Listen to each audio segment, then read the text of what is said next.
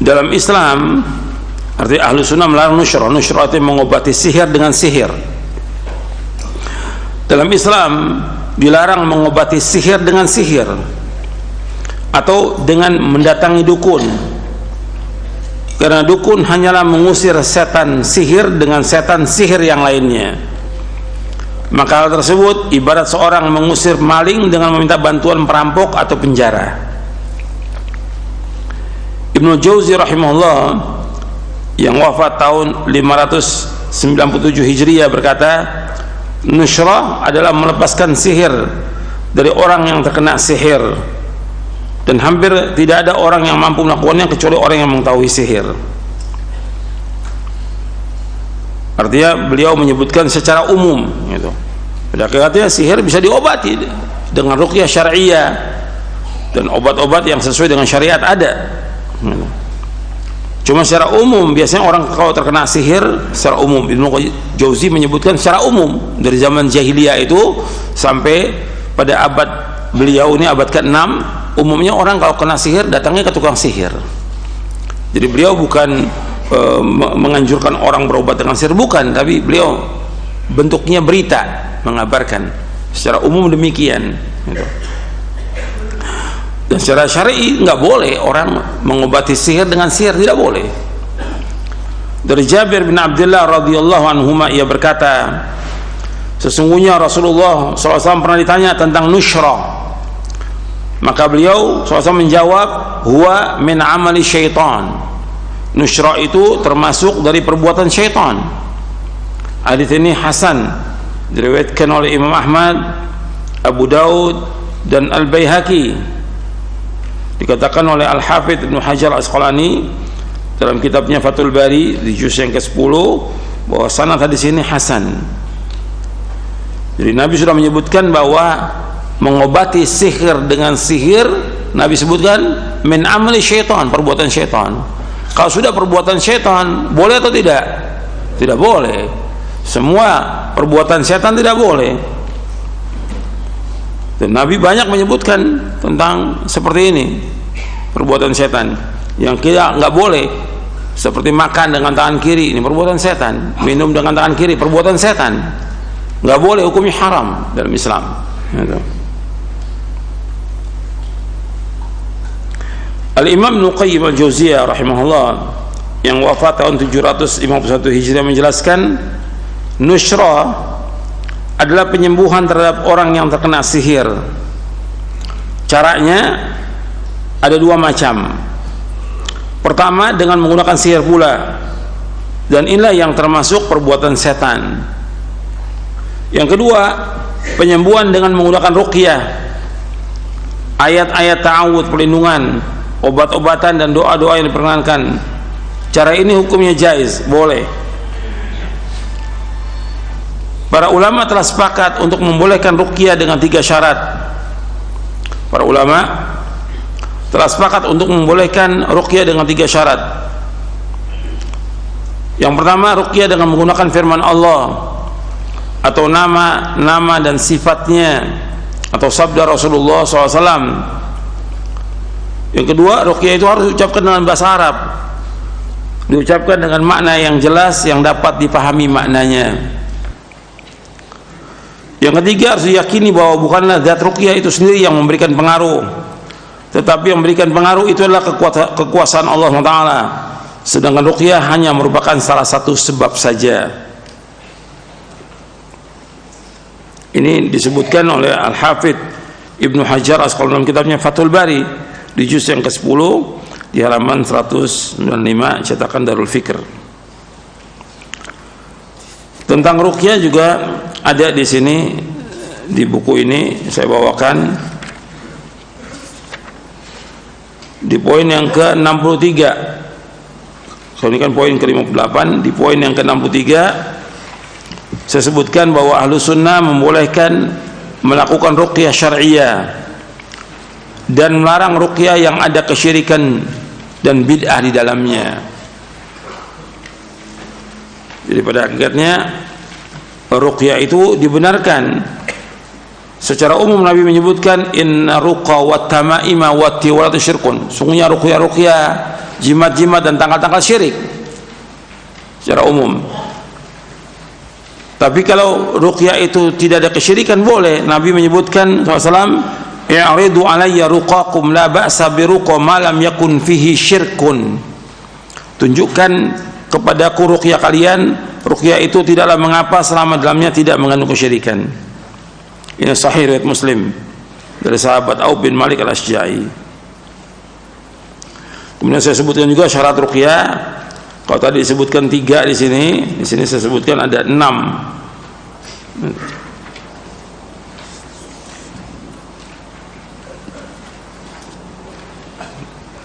Kita kembali kepada poin ini, bahwa apabila seseorang terkena sihir, santet, guna-guna, kesurupan jin dan lainnya, maka adalah ia berikhtiar sesuai dengan syariat dan mencari obatnya dengan usaha yang maksimal. Dalam usaha seorang hamba untuk mengobati penyakit yang diderita, haruslah memperhatikan 2 hal. Yang pertama, bahwa obat dan dokter hanya sarana kesembuhan, sedangkan yang benar-benar menyembuhkan adalah Allah Azza wa Jalla. Artinya obat, dokter itu sarana aja, tapi yang menyembuhkan penyakit itu siapa? Allah. Allah SWT berfirman mengisahkan Nabi Ibrahim alaihi salatu wassalam, "Wa idza maridtu fahuwa yashfin." Dan apabila aku sakit, Allah lah yang menyembuhkan aku. Dalam surah Asy-Syu'ara ayat 80, surah 26 ayat 80. Kemudian yang kedua, jadi ketika orang mengobati penyakit harus memperhatikan 2 hal. Yang pertama, dia harus meyakini bahwa obat dan dokter hanyalah sarana kesembuhan, yang benar menyembuhkan Allah. Yang kedua, ikhtiar tersebut tidak boleh dilakukan dengan cara-cara yang haram dan syirik. Di antara yang haram seperti berobat dengan menggunakan obat yang terlarang atau barang-barang yang haram, karena Allah tidak mengizinkan penyembuhan dari barang yang haram. Rasulullah bersabda, "Innallaha khalaqad da'a wad dawa fatadawau wa la tatadawau biharamin." Sesungguhnya Allah menciptakan penyakit dan obatnya, maka berobatlah dan janganlah berobat dengan yang haram. Hadis ini hasan, diriwayatkan oleh Imam Ad-Dulabi dalam kitabnya Al-Kuna, dan dihasankan oleh Syekh Al-Albani dalam silsilah hadis as-sahihah di juz yang keempat. Hadis ini dari sahabat Abu Darda radhiyallahu anhu, ia berkata, telah bersabda Rasulullah SAW, "Innallaha khalaqad da' wad dawa fatadawau wa la tatadawau biharamin." Sesungguhnya Allah menciptakan penyakit dan obatnya, maka berobatlah dan janganlah berobat dengan yang haram. Jadi yang menciptakan penyakit Allah, yang menciptakan obatnya juga Allah Subhanahu wa taala. Maka disuruh kita untuk berobat dan jangan berobat dengan yang haram. Abdullah bin Mas'ud radhiyallahu anhu berkata, "Innallaha lam yaj'al shifaakum fima harrama 'alaikum." Innallaha lam yaj'al shifaakum fima harrama 'alaikum. Sesungguhnya Allah tidak menjadikan kesembuhan penyakit kalian pada apa-apa yang diharamkan atas kalian. Ini atharnya sahih dari sahabat Abdullah bin Mas'ud. Jadi Allah tidak menjadikan kesembuhan penyakit daripada yang diharamkan. Jadi nggak mungkin orang itu sembuh penyakit diobati dengan minyak babi umpamanya, atau dengan bangkai, atau dengan khamr, atau dengan yang lainnya yang haram. Allah tidak menjadikan kesembuhan kalian dari apa yang diharamkan, karena yang haram itu bukan obat gitu. Bahkan ada orang yang mengobati dengan apa? Dengan air seni. Bagaimana mengobati dengan air seni? Ini bukan obat, ini racun, ini penyakit. Tapi ada, itu bisikan dari siapa? Setan. Bisikan dari setan. Dan ini dilakukan oleh dukun-dukun dan yang lainnya ini. Jadi langkah yang ditempuh oleh orang yang terkena sihir guna-guna santet dan lainnya adalah ia berobat dengan pengobatan syar'i, dengan cara makan 7 butir kurma ajwa setiap pagi, minum habbatus sauda, jintan hitam, dibekam dan diruqyah, dibacakan ayat Al-Quran dan doa-doa dari sunnah Rasulullah yang sahih. Insyaallah akan sembuh dengan izin Allah. Dan saya sudah bacakan beberapa doanya, nanti antum lihat dalam doa dan wirid di halaman 468 sampai halaman 494. Nanti antum lihat di doa wirid ya, yang cetakan yang ke-34 halaman 468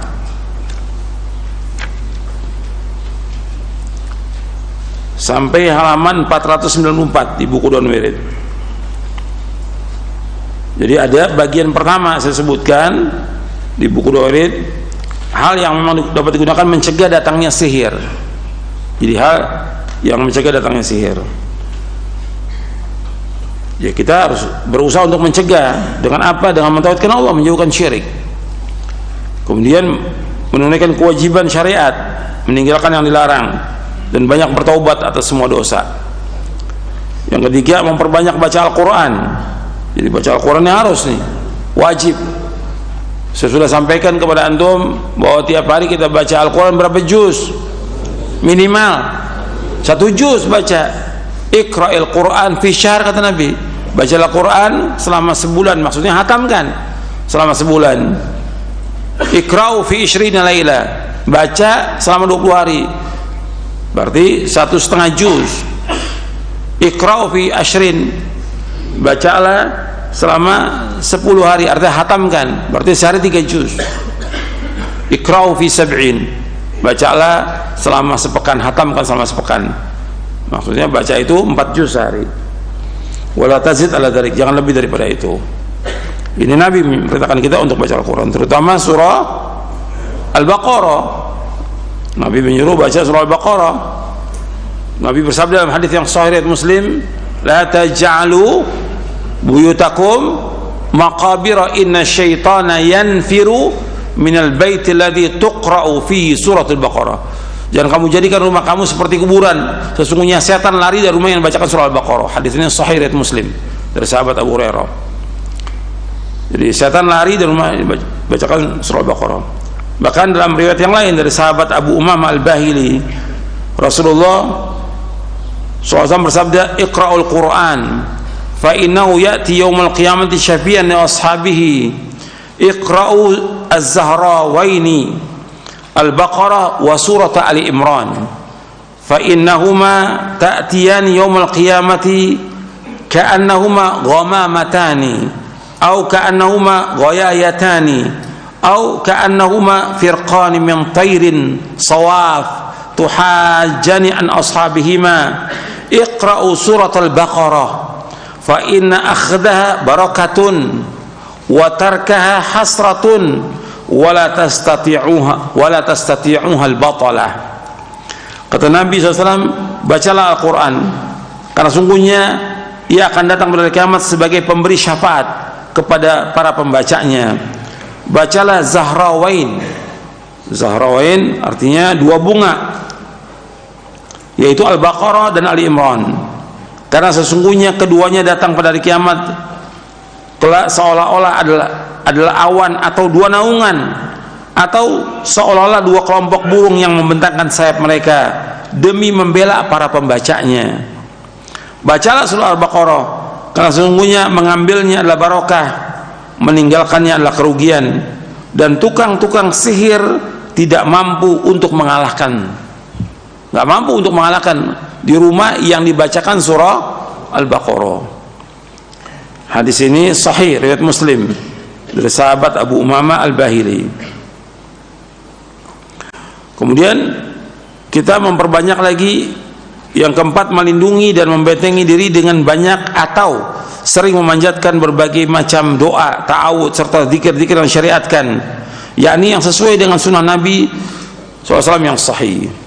Di antaranya baca zikir la ilaha illallah wahdahu la syarikalah lahul mulku walhamdu wa huwa ala kulli syai'in qadir, dibaca di waktu pagi 100, di sore hari 100, la ilaha illallah wahdahu la syarikalah lahul mulku wal hamdu wa huwa ala kulli syai'in qadir. Tidak ilah yang berhak diibadahi dengan benar melainkan hanya Allah semata. Tidak sekutu bagi Allah, milik Allah seluruh kerajaan dan hanya bagi Allah segala pujian, dan Allah Maha berkuasa atas segala sesuatu. Kemudian juga jangan tinggalkan zikir pagi dan sore, tiap hari itu baca tuh. Kemudian zikir-zikir yang lain, zikir-zikir setelah sholat, kemudian zikir dan doa ketika akan tidur, ketika bangun tidur, ketika kita akan masuk rumah, keluar rumah, ketika masuk WC, keluar WC, ketika masuk masjid, keluar masjid, dan yang lainnya. Doa-doa itu dan zikir-zikir itu dibaca. Kemudian yang kelima dari yang pertama ini, yaitu memakan 7 kurma ajwa. Nabi bersabda, man istadha bi 7 tamaratin ajwatan lam yadurhu dzalikal yaum summun wala sihr. Barang siapa yang di pagi hari makan 7 buah kurma ajwa, itu sering disebut dengan kurma Nabi, maka dia tidak akan terkena racun dan tidak juga terkena sihir pada hari itu. Hadis ini sahih riwayat Bukhari dan Muslim.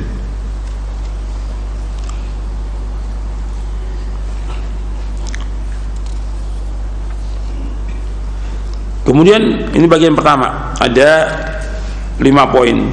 Bagian kedua, pengobatan sihir yang sudah menimpa pada diri seorang.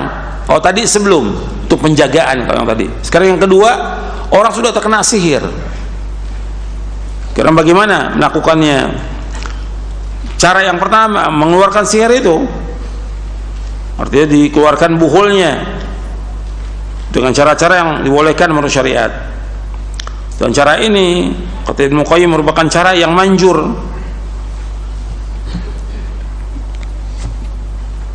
Ibnu Qayyim menyebutkan dalam kitabnya Zadul Ma'ad di juz yang keempat, Zadul Ma'ad fi hadi khairul ibad. Zadul Ma'ad fi hadi khairul ibad, beliau menyebutkan tentang cara pengobatan. Ada 3 cara yang dibenarkan dalam mengobati orang yang terkena sihir, kata Ibnu Qayyim. Yang pertama, ini merupakan cara yang manjur, yaitu mengeluarkan buhulnya. Arti buhul itu ikatan yang memang dibacakan atau dibacakan mantra oleh tukang sihir, yang ditaruh, biasa diletakkan apakah di bawah kasur atau di bawah kolong tempat tidurnya atau di sekitar rumahnya. Nah kalau itu bisa, atau kadang di atas pohon, itu bisa dihilangkan, diambil, dibakar, itu insya Allah manjur, hilang gitu. Sebagaimana yang dilakukan oleh Nabi SAW ketika beliau terkena sihir, dikeluarkan buhulnya dari sebuah sumur, sehingga sekitar itu juga langsung hilang dan sembuh beliau SAW. Dan riwayat beliau terkena sihir diriwayatkan Imam Bukhari dan Muslim. Cara yang kedua kata Ibnu Qayyim, melakukan bekam dari bagian badan yang terkena sihir. Ini juga termasuk pengobatan yang paling bermanfaat terhadap orang yang terkena sihir kalau dilakukan sesuai cara-cara yang benar. Sebab juga ada waktunya, dan di buku Doa Wirid saya sebutkan tentang waktunya. Waktu-waktu kita berbekam, bukan setiap hari, bukan setiap waktu, ada tanggalnya yang menyebutkan Rasulullah SAW, tanggal 17, 19, tanggal 21 Hijriah gitu. Harinya juga Nabi sebutkan harinya. Tidak boleh hari Rebo, nggak boleh. Rabu itu nggak boleh untuk berbekam. Nanti antum bisa lihat dalam buku Doa dan Wirid. Yang ketiga kata Ibnu Qayyim, cara yang bermanfaat lagi mengobati maupun mencegah sihir lah obat-obat ilahiyah, yaitu berupa membacakan Al-Quran, doa-doa zikir yang disyariatkan.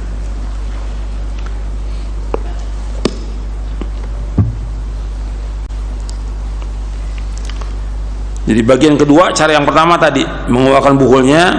Sekarang dari bagian kedua, mengobati sihir ini dengan cara yang kedua. Bagian kedua, tadi cara pertama mengeluarkan buhulnya, cara yang kedua menggunakan ruqyah yang sesuai dengan syariat.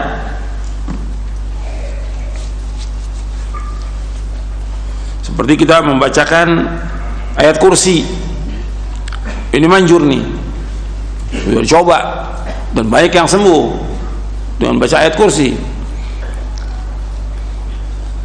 Surah Al-Baqarah ayat berapa? 255. Allahu la ilaha illa huwal hayyul qayyum la ta'khudhuhu sinatun wa la nawm lahu ma fis samawati wa ma fil ard man dhal ladzi yashfa'u 'indahu illa bi idhnihi ya'lamu ma bayna aydihim wa ma khalfahum wa la yuhituna bi shay'in min 'ilmihi illa bima sha'a wasi'a kursiyyuhu as-samawati wal ard wa la ya'uduhu hifdhuhuma wa huwal 'aliyyul 'azim. Itu dibaca. Kemudian baca juga amanah Rasul, 2 ayat yang terakhir dari surah Al-Baqarah. Kemudian bacakan lagi Qul ya ayyuhal kafirun sampai selesai. Bacakan lagi surah Al-Ikhlas. Bisa Al-Ikhlas dibaca 3 kali ini. Kemudian baca surah Al-Falaq 3 kali. Kemudian baca surah An-Nas, Qul a'udzu birabbin nas 3 kali.